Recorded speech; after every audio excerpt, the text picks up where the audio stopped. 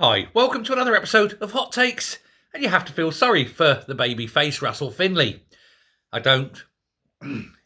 He wanted the job, he got it. Tough. You have to get the rough with the smooth, and for Russell, he's had one day of smooth, he became the boss, and it was marvellous. And then almost immediately comes the rough. It's highly likely that this new baby-faced leader of the Scottish Tories will be in for a very rough ride, and he's probably going to be off after the next Holyrood election. Already, there's thoughts that he may not survive the election. That will be pretty bad. He's the sixth leader after devolution, and it's not likely to last long. 2026, if not before, there'll be the election. He's likely to lose his seat.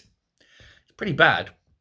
And one of the reasons, of course, is Conservative membership numbers. Members of the Scottish Tory party have fallen by 25% in just 2 years, and they're still falling. Any guess where they're going? Well, yes, you're right.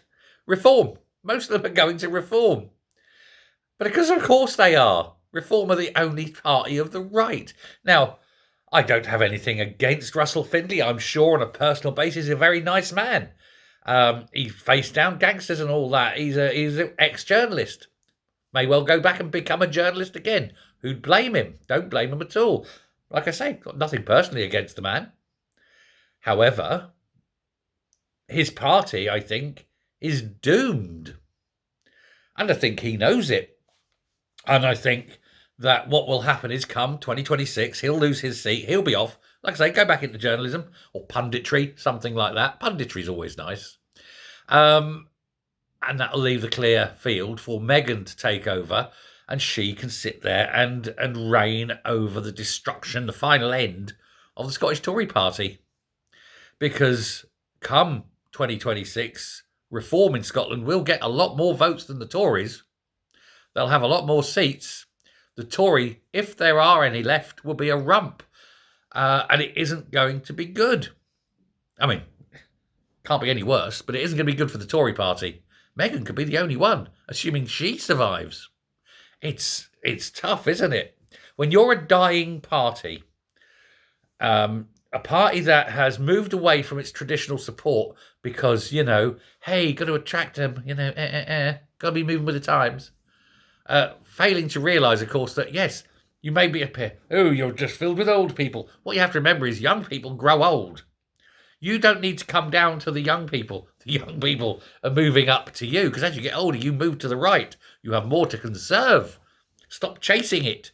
They will come. If you build it, they will come. And if you have a proper Tory party, people will come to you over time.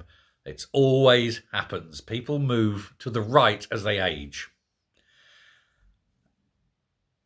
But the Tories don't get it. And they've tried to move to the left and they've lost their traditional voters. And the people who are already on the left already have ample places to go.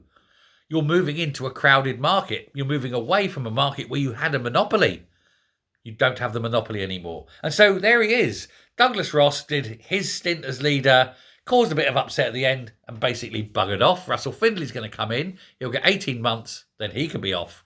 And that will just leave Meghan in probably to oversee the closing down sale of the Scottish Tories, and indeed the Tories in Britain, the total.